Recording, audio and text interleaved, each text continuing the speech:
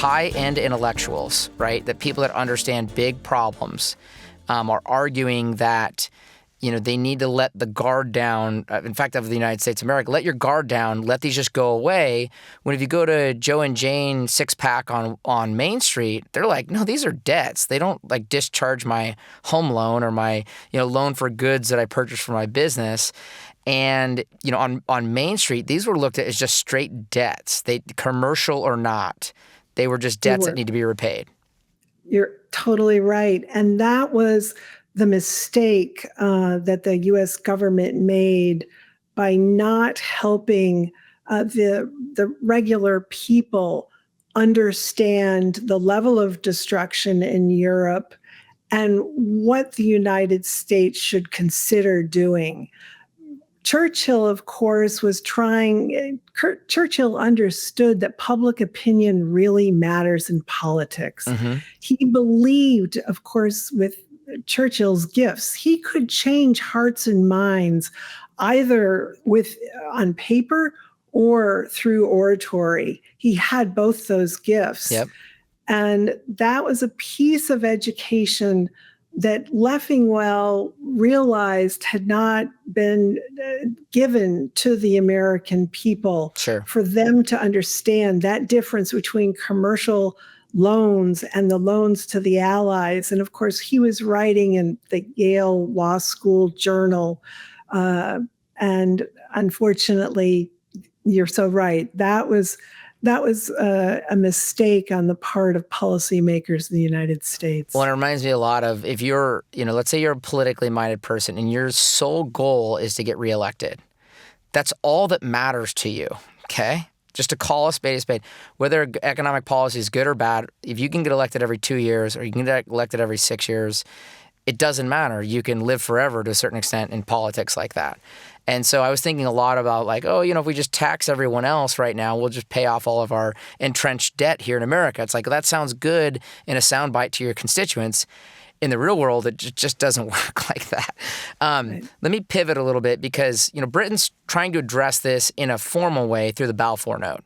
They're trying to come and say, hey, we want to give our allies some honest criticism about their debt, but this is just a big scheme. You got Germany at the bottom, you got the Allies in the middle, and you got the United States at the top, and UK is in some way at the higher part of the scheme because France owes them money, but they also own the United States money.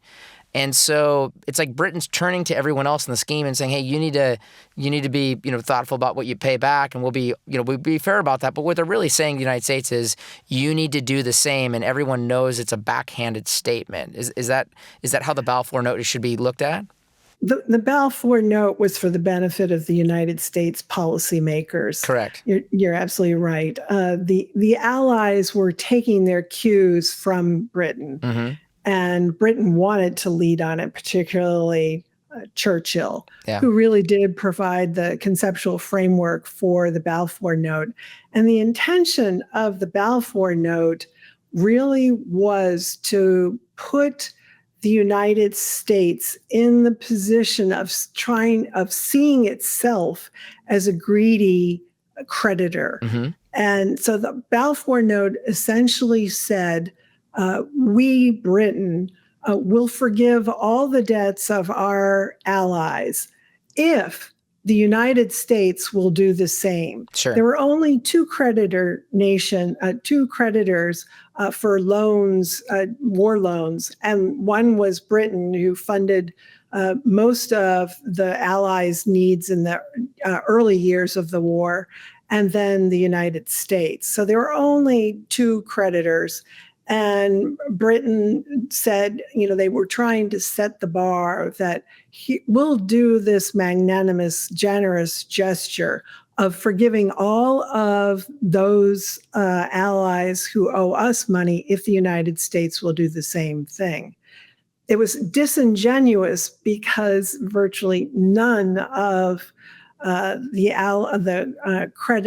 debtors that owed money to Britain there was no possibility of Britain really being able to collect much of the money owed to them. Sure. So there's the social game of this, so it's like you tell the story of King George sitting down with William Howard Taft, who is a former president, sitting Chief Justice at the time, visiting England. And it's might as well be like we're letting one of our dukes of the United States come over, sit down with the King of England, and this comes up as subject. And I think Taft kind of pans it off as like, oh, well, kind of like, here's the policy. And, I think we're just going to stick to what's the status quo. So you have that going on. You then have like people like Basil Blackett, who asked the most prescient question also maybe during this. He said, quote, "Is it worthwhile to begin by pillaring American selfishness," end quote. And so that you have this tension of, do we mock and ridicule the Americans for this because they are our allies and they've been very helpful in this season? That tension also comes to, I think you talk about Churchill, where he's like, hey, we shouldn't fear them on this because ultimately he knows that if no one pays, it's America's problem anyway. Right. And therefore he didn't fear America, I guess, like other British politicians did, because on one hand, they were worried. I think the Balfour Note debate was really around the Britain's credit, right? Are we going to hurt our credit standing in the world? And yet, if we can't pay off this money, maybe does it matter what our credit standing is because this is our primary creditor? Right. Churchill was strong form on this point. He had no fear of pushing the United States as hard and as long as possible to shame the United States into doing what he believed in his heart was the right thing, was to cancel all indebtedness related to the war. Churchill passionately believed that. He never wavered on the point. He wrote the Will America article while in government. He wrote that piece, Will America Fail Us? That really was how Churchill felt about it. His resolve on the point only strengthened as the years went on, that was the right thing to do, and that the important thing for Britain was to just keep pressing the United States to come to realize that in every way that they can, by shaping public opinion, by British policy, by influencing the Allies. Churchill decided we'll just play the long game until they figure out this is the right thing to do. That was his. To your point, I mean, isn't that kind of the question being asked by our own allies now? Is like, as uncomfortable as it is, and you're talking to like your classic right-wing conservative evangelical who voted for Trump, isn't that kind of the awkward question? Is like, what are our allies going to think about us in the aftermath of this? And that's really what the tension of this book is very tough economic terms with your allies. That is the question that this story, what I took away from studying the language and the arguments back and forth was it came down to the question of what nations owe to one another. And the recognition that we live in an interdependent world, like it or not. Sure.